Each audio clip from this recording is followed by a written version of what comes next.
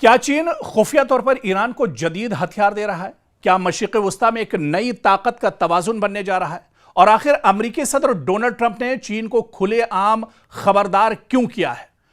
और अगर ये तमाम खबरें दुरुस्त हैं कि चीन ईरान के साथ है, तो फिर क्या अब पूरा मशरिक़ वस्ता एक तरह से नई कशीदगी की लपेट में आ रहा है? बल्कि अब एशियाई जो ममालिक हैं वो भी अब इस कशीदगी की लपेट में आ रहे हैं। अब यहां से आप देखिए कि इस जंग का दायरा बढ़ रहा है, क्योंकि अमेरिकी सदर डोनाल्ड ट्रंप ने कहा है कि अगर चीन ईरान को हथियार फराहम करता है तो इन्हें बहुत ज्यादा मायूसी होगी। ट्रंप का कहना है कि चीनी सदर शी जिनपिंग ने इन्हें जाती तौर पर यकीन दहानी कराई थी कि बीजिंग ईरान को असलाहा फराहम नहीं करेगा।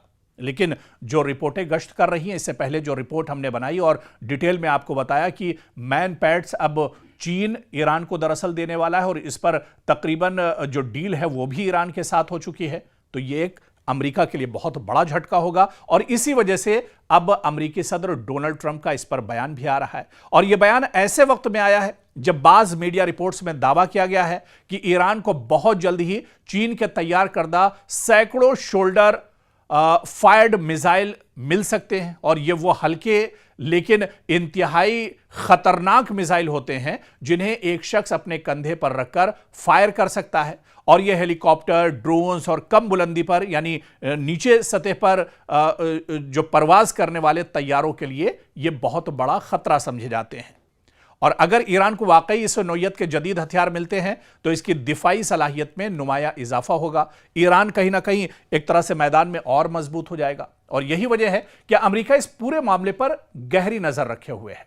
ट्रंप ने वाज़े अल्फाज में कहा है कि वो इस खबर से खुश नहीं है। अगर चीन ने वाकई ऐसा किया तो ये दोनों जो ममालिक हैं यानी चीन और अमेरिका के दरमियान एतमाद को शदीद नुकसान पहुंचाएगा। इनके मुताबिक शी जिनपिंग ने इन्हें यकीन दिलाया था कि चीन ईरान को असलाहा फराहम नहीं करेगा, इसलिए वो उम्मीद करते हैं कि ये रिपोर्ट्स दुरुस्त साबित नहीं होंगी।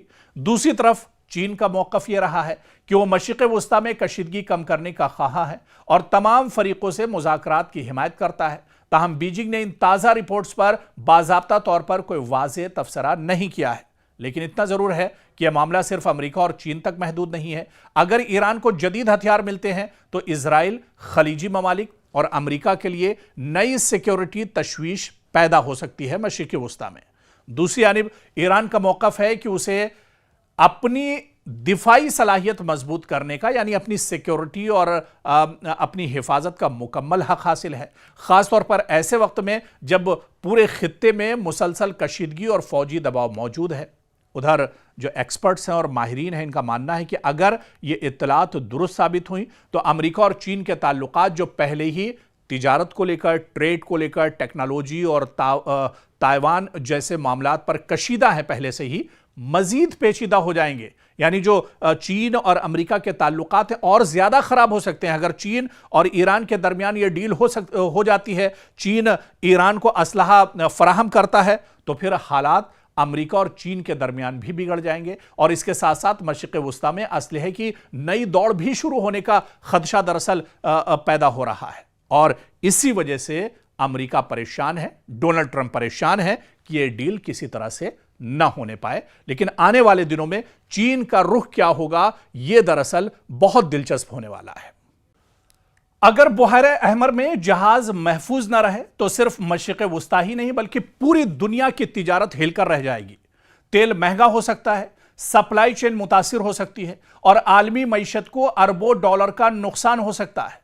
और यही वजह है कि अब सऊदी अरब एक ऐसे बैनुल-अक़वामी इत्तेहाद की तश्कील की कोशिश कर रहा है, इंटरनेशनल यूनिटी की बात कर रहा है, जो बुहैरे अहमर में जहाज़ों को हूसी मुजाहिदीन के हमलों से महफूज रख सके। आखिर ये इत्तेहाद इतना ज़रूरी क्यों हो गया है और क्या इससे खित्ते में एक नई कशीदगी जन्म ले सकती है? दरअसल इसको एक बड़े कैनवस में समझना होगा, इसको बहुत डिटेल में समझना होगा, क्योंकि बुहैरे अहमर यानी रेड सी दुनिया की अहम तरीन समंदरी गुजरगाहों में शुमार होता है। एशिया, यूरोप और मशरिक़ वस्ता के दरमियान होने वाली आलमी जो ट्रेड का बड़ा हिस्सा इसी रास्ते से गुजरता है। रोजाना लाखों बैरल तेल और बेशुमार तिजारती सामान इसी समंदरी रास्ते से दुनिया भर तक पहुंचता है।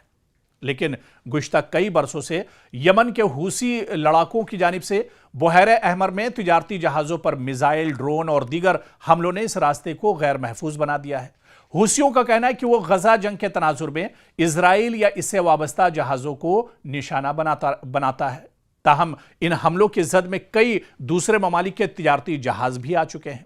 अब खबर यह है कि सऊदी अरब बुहैरे अहमर में जहाजरानी के तहफ़्फ़ुज़ के लिए एक बैनुल अक़वामी इत्तिहाद बनाने की कोशिश कर रहा है।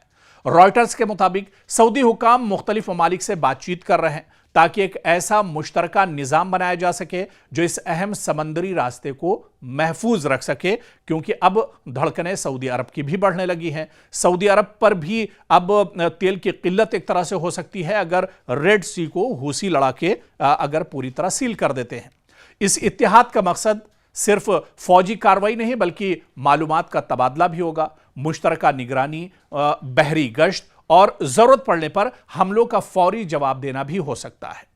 सऊदी अरब के लिए यह मामला इसलिए भी अहम है क्योंकि बुहैरे अहमर यानी रेड सी के साहिल पर उसके बड़े तिजारती मंसूबे, बंदरगाहें और न्योम जैसे मेगा प्रोजेक्ट्स मौजूद हैं। अगर यह रास्ता गैर महफूज रहता है तो न सिर्फ सऊदी मैशत बल्कि आलमी तिजारत भी इससे एक तरह से मुतासिर हो सकती है। दूसरी जानिब ईरान की हिमायत याफ्ता हूसी तहरीक इस इत्तिहाद को अपने खिलाफ एक नई महाज आराई के तौर पर देख सकती है, जिससे खित्ते में कशीदगी मजीद बढ़ने का खदशा भी मौजूद है। सवाल यह भी है कि क्या इस मुजव्वजा इत्तिहाद में अमरीका, यूरोपीय ममालिक और खलीजी रियासतें जो हैं शामिल होंगी, या सऊदी अरब एक अलग इलाकाई सिक्योरिटी फ्रेमवर्क कायम करेगा। फिलहाल इस पर हतमी फैसला सामने नहीं आया, लेकिन सिफारती राब्ते तेजी से अब इस पर जारी हैं। और आप देखिए कि बुहैरे अहमर अब सिर्फ एक समंदरी रास्ता नहीं बल्कि एक आलमी मईशत, तवानाई की तरसील और मशरिक़ वस्ता की सियासत का मरकज बन चुका है।